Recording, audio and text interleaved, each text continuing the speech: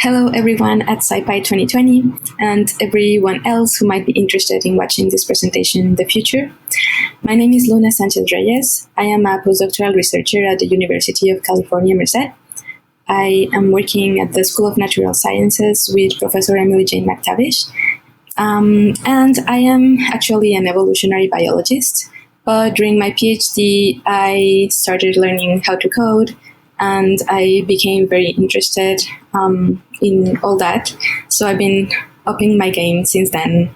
And since the fall, I've been learning Python, and I am very excited to present on the work that we've been doing along with a former postdoc from the lab, Marta Canciora.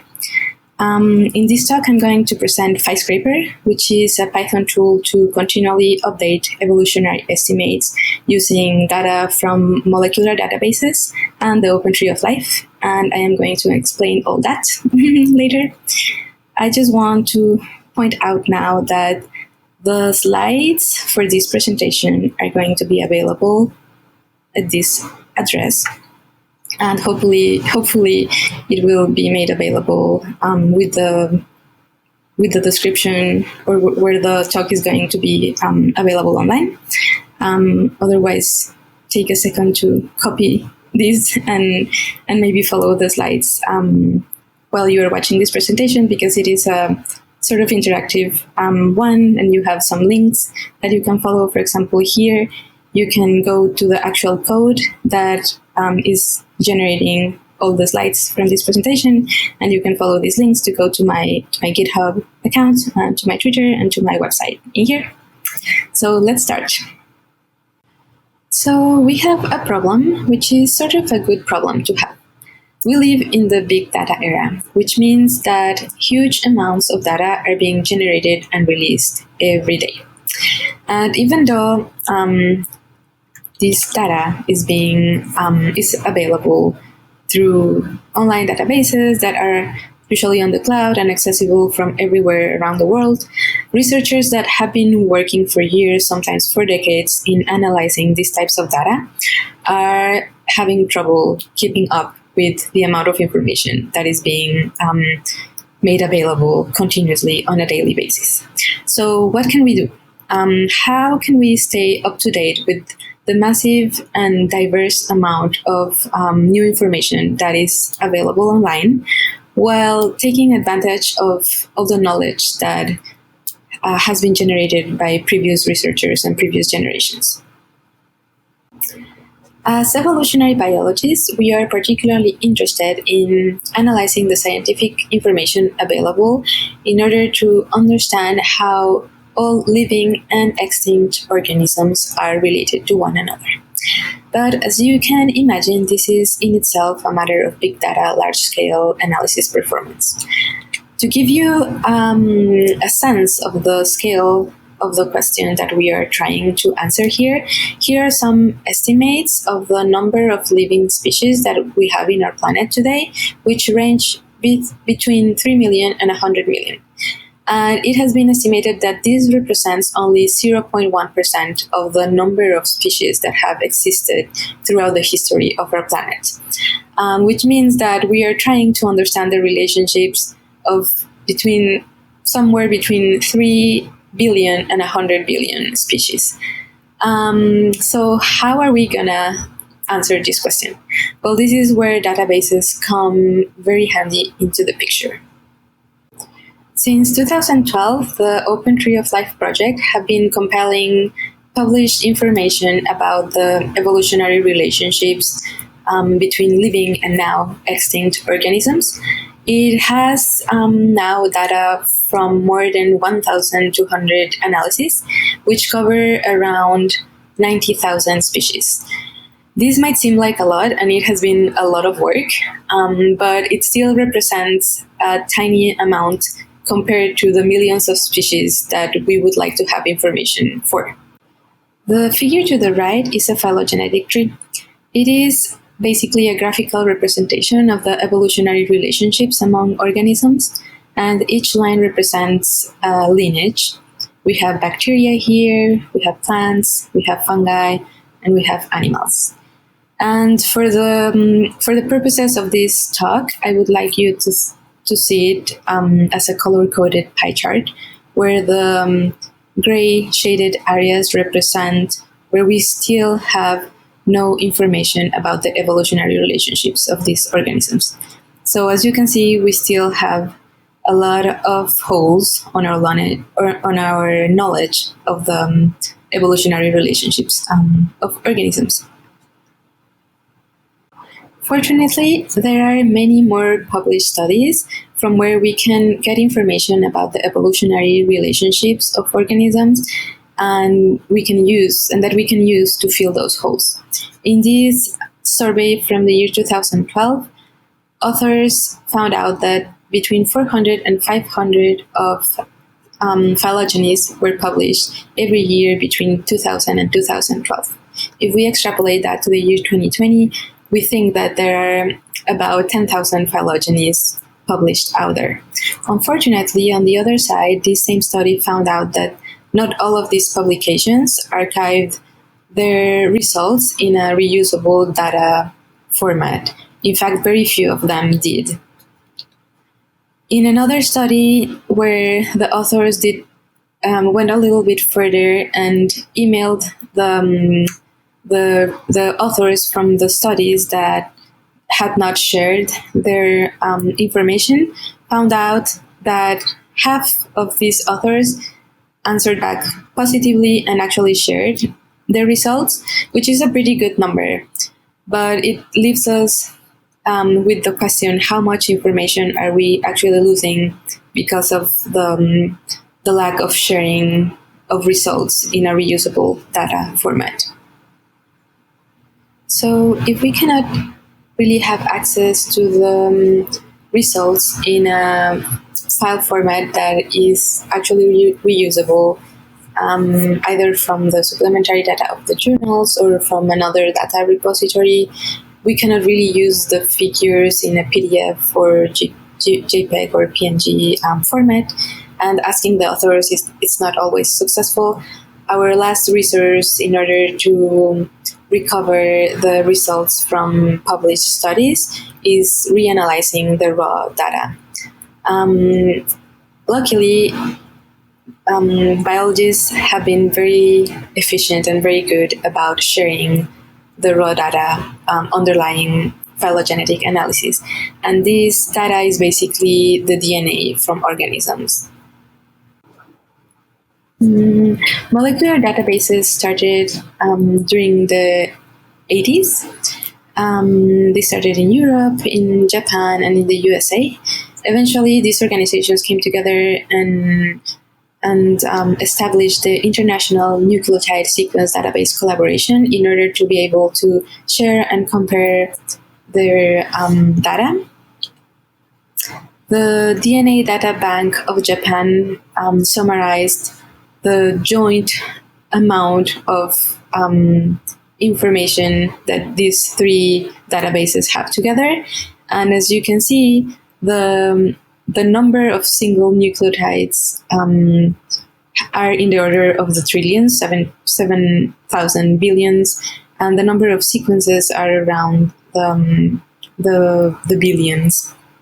If we click here, we can go directly to the report of the DNA Data Bank of Japan, and we can see how much each of the databases have contributed to the amount of molecular data.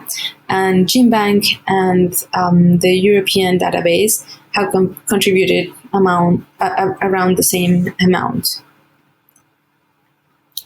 Indeed, if we zoom in into the USA database, which is called GenBank, we can see that the amount of DNA data has increased exponentially since the year 2000. So how do we go about this massive amount of raw molecular data? Well, for starters, biologists had to really learn how to code, and the phylogenetic pipeline was born. Since the year 2008, many efforts have been made to make sense of the billions of sequences available in molecular public databases. all these efforts have been really key in order to start making phylogenetic workflows more reproducible. And they have also contributed to fill some of the holes on our knowledge on the evolutionary relationships among organisms on the tree of life, and also potentially to fix some of the previous knowledge that we had. However, most of these pipelines are somewhat of a black box, and they are not fully relied by the community.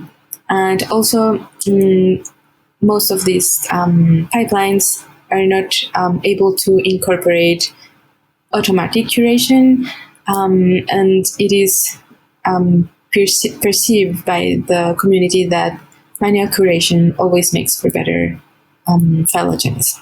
Also, the main focus of these pipelines has been to reanalyze the raw molecular data. So in a way, they are missing out on all the previous knowledge that we have. So there is one last database that I want to introduce. It is the tree-based database, which contains not only phylogenetic data, but also the curated molecular data that generated our phylogenetic hypothesis. It started in 1994, which was the same year that the Linux journal started and that the version 1 of Linux was released. And I'm gonna show you briefly how it works. If you're a biologist, maybe you wanna follow this link and see how the tree-based database works, but it's a little bit slow. So you can basically get the same information from your terminal if you use a simple wget call. But of course, you need to know the ID of the curated data that you want to download, and this is how it looks. Similarly, getting information from the Open Tree of Life, you can use the API and a simple curl call, and you can download the published studies from a particular organism that you're interested in. However, if you want to link the data from the Open Tree of Life with the data from Treebase, you need to match the IDs because each database has different IDs. Similarly, if we want to connect the information from the molecular databases. So this is where our final struggle comes to place. If we want to update our knowledge, what we really need to do is to find a way to link the different types of information in public databases in order to get more information on the same organism that is spread out in all these databases. So this is where Python comes to the rescue, and we have implemented a workflow in the software Physcraper. And what does Physcraper do? It takes the raw molecular data from the GenBank database, and it takes the curated molecular data from the tree-based database, and it connects it to the published phylogenies available from the Open Tree of Life. And for example, in this cartoon of an example, we have a published phylogeny of 4 different turtles, and we want to see if we have more information that we can get from these other databases. What Python helps us to do is to integrate the data from the different databases, and then we can integrate this. We can easily reanalyze this data with any software for phylogenetic analysis. And this hopefully will result in updating our previous knowledge on the evolutionary relationships that were originally on the Open Tree of Life. Physcraper is currently set up to run in a virtual environment or using Conda, and it can run as a command line application. It can also run as a Jupyter notebook, and we have instructions on how to set up your own Physcraper kernel in order to run the analysis. And then we have also in the GitHub repo, you can access instructions for the installation, how to run other types of analysis and examples on real data. We are working on a website that will have illustrated examples from updated phylogenies. For example, like this one it is not already online, but it will hopefully be available soon. And in this case, we have the family of the chocolate, the tree that where we get the cocoa. And the original tree had 31 tips in here. And when we integrated all the data from NCBI and Treebase, we were able to recover more than 10 new tips. And we are working on these visualizations of the original tree to the left and the updated tree to the right to easily see where we are now filling some holes on our knowledge of the evolutionary relationships among organisms.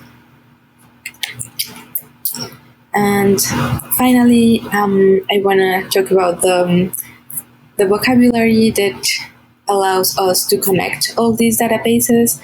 The beauty of this is that it has the potential to be connected to any database that has information on species.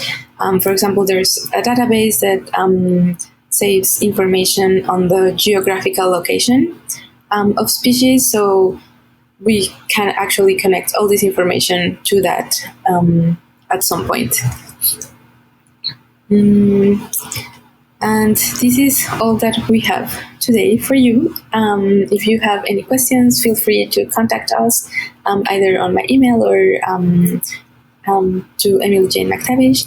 And if you can wait a bit, see you at 2:45 p.m. During the biology and bioinformatics Q&A live session.